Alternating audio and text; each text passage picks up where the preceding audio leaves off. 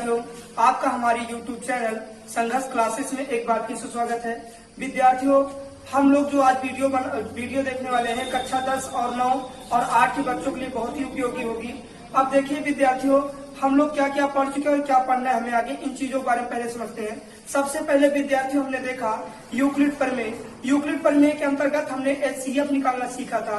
उसका फार्मूला हमने बताया था A बराबर BQ प्लस R, जिसमें A बराबर होता था बड़ी वैल्यू, B बराबर हमारी होती थी छोटी वैल्यू, Q का मतलब होता था क्वेश्चन, R का मतलब होता था रिमाइंडर। इसके बाद हमने एक स्टेटमेंट पढ़ा जिसे हम लोग कहते थे लेमा मेथड या लेमा थ्योरम। लेमा थ्योरम के अंतर्गत किसी स्टेटमेंट के दिए होने पर दूसरी स्टेटमेंट को सिद्ध कर देना ही हमारा लेमा थ्योरम था। अब इसके बाद हमने पढ़ा प्राइम फैक्टर, जिसे हम लोग अभाज्य गुणनखंड कहते हैं। प्रिय विद्यार्थियों, यहाँ तक हम लोगों ने पढ़ लिया। अगर इन चीजों को हमने नहीं देखा या कोई भी विद्यार्थी नहीं देखा, किसी प्रकार की समस्या हो रही है, तो इसकी लिंक हमारे डिस्क्रिप्शन पे में आपको बुक मिल जाएगी। आप लोग डिस्क्रिप्शन में जाके लिंक को देख सकते हैं और वीडियो को और अच्छे से समझें। आगे की वीडियो समझने के लिए पीछे की वीडियो बहुत ही जरूरी है विद्यार्थियों। अब मेरे प्रिय विद्यार्थियों, हम लोग पढ़ने वाले हैं परिमेय और अपरिमेय संख्या, जो सभी परीक्षाओं के लिए बहुत ही उपयोगी होगी। चाहे आप कंपटीशन की परीक्षाओं को देने के लिए जाएंगे, चाहे 9th की परीक्षा हो, चाहे 8th की परीक्षा हो, 10th के विद्यार्थियों के लिए तो बहुत ही ज्यादा उपयोगी है। अब देखिए प्रिय विद्यार्थियों, परिमेय संख्या, जैसा कि हम जानते हैं कि हमारी परिमेय संख्या कैसे होती है, क्या होती है, इन चीजों के बारे में आप समझने की कोशिश करते हैं। परिमेय संख्या वे संख्याएं होती हैं जो P बटे Q के रूप में लिखा जा सके, मतलब जो बटे के फॉर्म में हो। जैसे हम लोग पहले छोटे थे, सर बताते थे कि भिन्न है या फ्रैक्शन है, फ्रैक्शन के रूप में व्यक्त कर दिया जाए, बटे के फॉर्म में व्यक्त कर दिया जाए तो हमें परिमेय संख्या कहलाती है। जैसे कहा जाता है परिमेय संख्या को इंग्लिश में क्या कहा जाएगा, तो परिमेय संख्या को इंग्लिश में कहा जाता है रेशनल नंबर। प्रिय विद्यार्थियों देखो, हम देखेंगे rational number. Rational number, rational number यानी परिमेय संख्या। परिमेय संख्या, परिमेय संख्या वे संख्याएं होती हैं, परिमेय संख्या वे संख्याएं होती हैं जो P बटे Q के रूप में लिखी जा सके या व्यक्त की जा सके, लिखी जा सके। P बटे Q के रूप में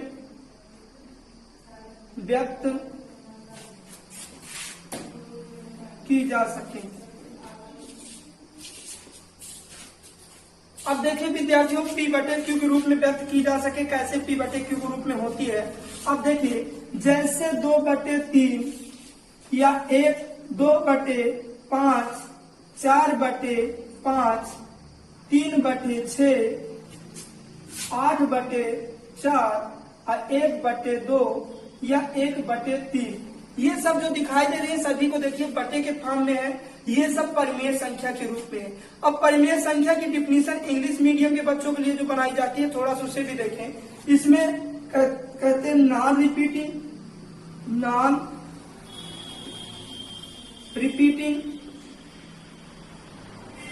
एंड नॉन टर्मिनेटिंग। देखिए, परिमेय का मतलब होता है गिनना। जो परिमेय मतलब जिसको हम लोग गिन ले आसानी से, जहां तक जैसे 100 तक दे दिया जाए, 200 तक दे दिया जाए, तो ये परिमेय संख्या हो जाए। जैसे कह दिया जाए बच्चों सभी सम संख्याओं को लिखो, तो प्रिय विद्यार्थियों आप लोग लिखेंगे क्या, 2, 4, 6, 8, 10, 12, 102, 104, 1 करोड़ 2, 1 करोड़ 4, मतलब कहने का मतलब पता नहीं कितनी सम संख्या है। अब जिसे हम गिन ही नहीं सकते, सम संख्या की संख्या हमें पता ही नहीं है, जिसे इंग्लिश में इवन नंबर कहते हैं, इवन नंबर हमें पता ही नहीं कितने इवन नंबर है, तो ये हो गया अपरिमेय। लेकिन कह दिया जाए प्रिय विद्यार्थियों 100 तक की सम संख्याओं को लिखो, तो 100 तक की सम संख्याओं को हम लोग आसानी से लिख सकते हैं और गिन भी सकते हैं 100 तक में कितनी सम संख्याएं आती हैं, तो ये हमारा परिमेय हो गया। जहां पर कोई लिमिट हो तो उसे हम लोग परिमेय कहेंगे, जहां पर कोई लिमिट है ये नहीं है, अनंत तक संख्या आ जाती है, इनफाइनाइट तक उसका सोल्यूशन जा रहा है, तो हमारा अपरिमेय संख्या हो गया। देखिए, परिमेय संख्या में जो कट जाए पूरी तरह वो तो परिमेय होता है, लेकिन किसी संख्या को काटने लगा जिसमें बार बार एक ही संख्या रिपीट होती है तो वो भी परिमेय संख्या होती है। जैसे देखिए विद्यार्थियों, 1/3, अब 3 से 1 को हम डिवाइड करेंगे या भाग देंगे तो यहाँ पर हम पॉइंट लगाते हैं, यहाँ पर 0 बढ़ाते हैं, तो 3 3 का 9 या 3 3 का 9।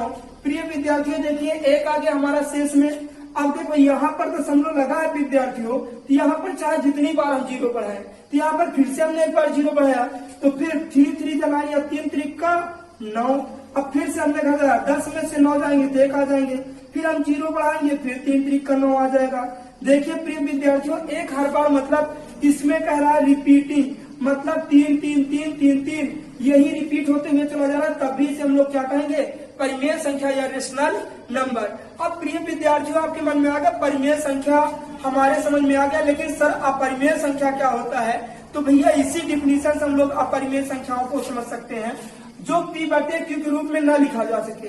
अच्छा परिमेय संख्या की कहानी और थोड़ा सा विद्यार्थी समझो क्यों, यानी जो हमारा हर है डिनोमिनेटर है, हर जो है या डिनोमिनेटर वो कभी भी 0 नहीं हो सकता। अगर किसी के बटे 0 हो गया, किसी भी संख्या के अपान में 0 हो गया, इसको सॉल्व नहीं कर सकते, ये इनफाइनाइट तक जाएगा, अनंत तक जाएगा, ये अपरिमेय संख्या हो जाएगी। लेकिन सॉरी अब देखें हम परिमेय संख्याओं के बारे में हमने पढ़ा, परिमेय संख्या में q बराबर 0 कभी भी नहीं हो सकता। अब प्रिय विद्यार्थियों हम लोग देखेंगे अपरिमेय संख्या जिसको इंग्लिश में कहते हैं इरेशनल नंबर। इरेशनल नंबर विद्यार्थियों देखो इरेशनल नंबर हम पढ़ने कर रहे हैं, इरेशनल नंबर की विशेषता क्या होगी कैसे समझेंगे? जो p/q के रूप में न व्यक्त की जा सके उसे हम लोग इरेशनल नंबर या अपरिमेय संख्या कहते हैं। थोड़ा सा लिख भी देते हैं डिफिनीशन जिसको समस्या हो।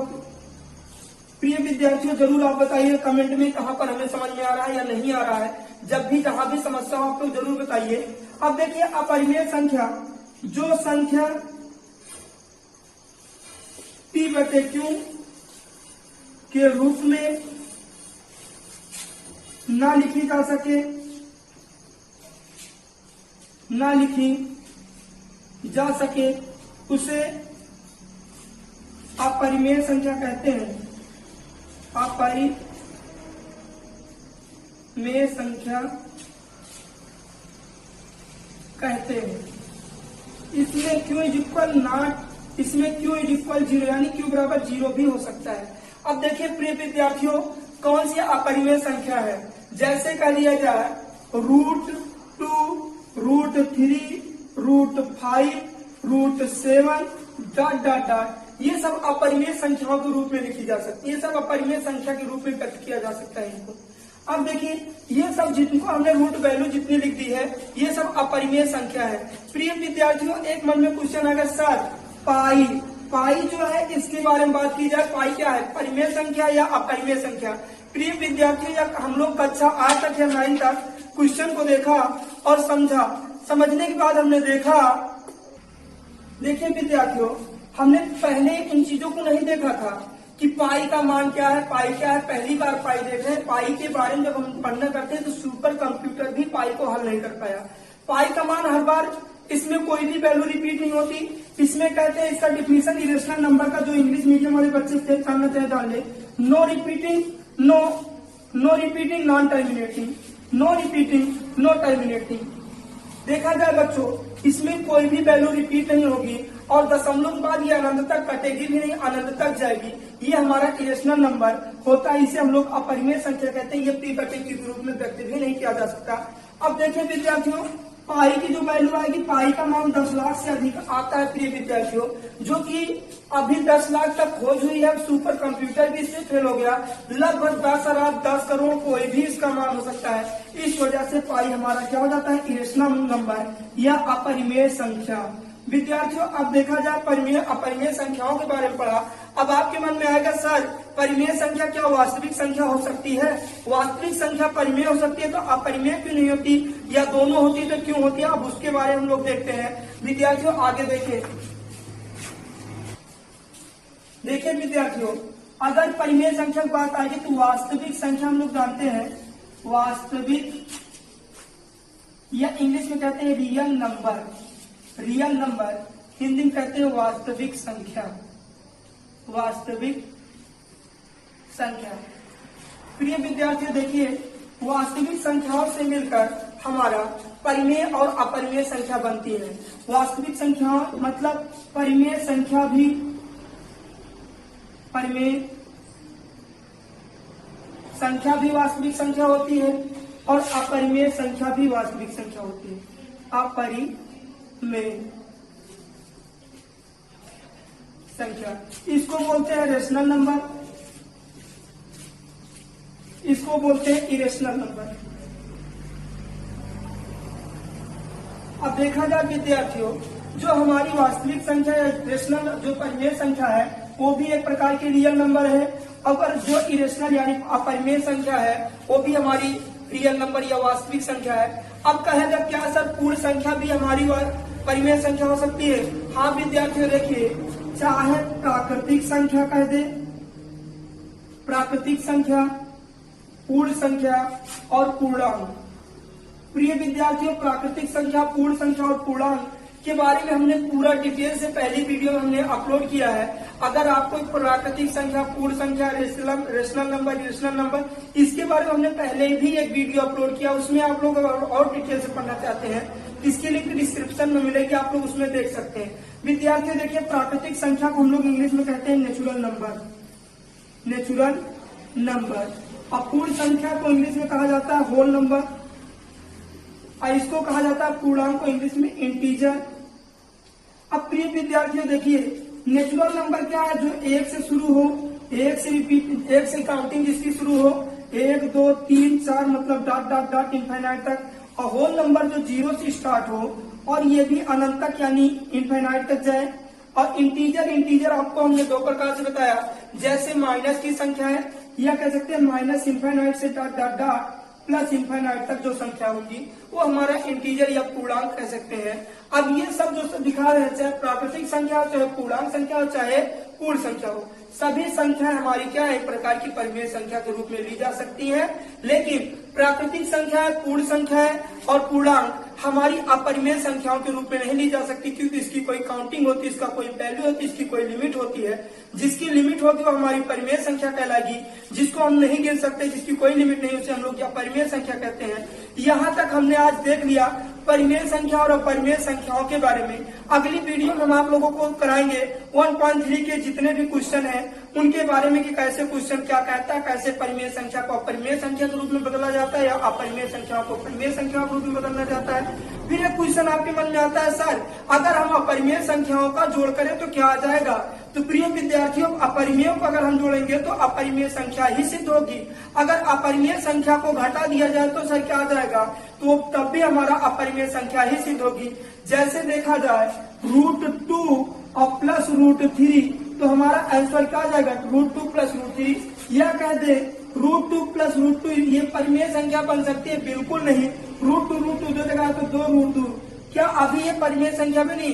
प्रिय विद्यार्थियों, आप कह सकते हो अभी भी सर ये क्या है? अपरिमेय संख्या है। जैसे कह दिया जाए √5, 5√5 और यहाँ पर 3√5 कर लिया जाए, 5 में से 3 जाएंगे, 2 ही बचेगा, 2√5। देखिए प्रिय विद्यार्थियों, फिर भी रूट वैल्यू में रही, जिसका कोई हल नहीं है, ये फिर से अपरिमेय संख्या हो गई। लेकिन कह दिया जाए परिमेय संख्याओं का गुणा क्या अपरिमेय संख्याओं का गुणा क्या परिमेय संख्या हो सकता है? हाँ विद्यार्थियों, हो सकता है, बिल्कुल।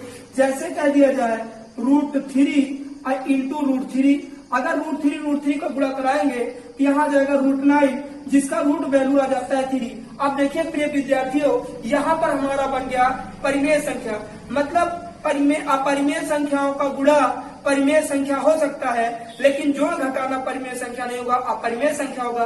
भाग भी परिमेय संख्या हो सकता है, 100% श्योर भी नहीं है कि हो ही जाए।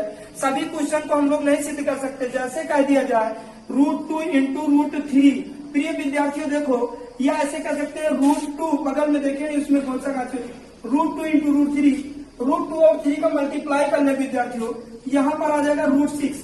अब देखिए √6 की कोई रूट वैल्यू नहीं है, ये अपरिमेय संख्या हो गया। क्या हो गया? अपरिमेय संख्या। जिसकी रूट वैल्यू मिलती है वो परिमेय संख्या होती है। तो कहने का मतलब ये है कि गुणा करने पर अपरिमेय संख्या परिमेय में बदल सकती है, लेकिन कह दिया जाए जोड़ने घटाने पे अपरिमेय संख्या परिमेय हो जाती है, ये होने की कोई कंडीशन नहीं है।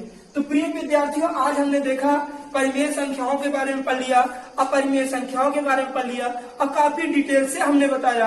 अब कहीं पर भी हमारे ख्याल से किसी भी विद्यार्थी को समस्या नहीं है, बेसिक हमने या फंडामेंटल हमने इसका तैयार कर दिया है। इसके बाद हम लोग चैप्टर को लगाएंगे अगली वीडियो में। धन्यवाद।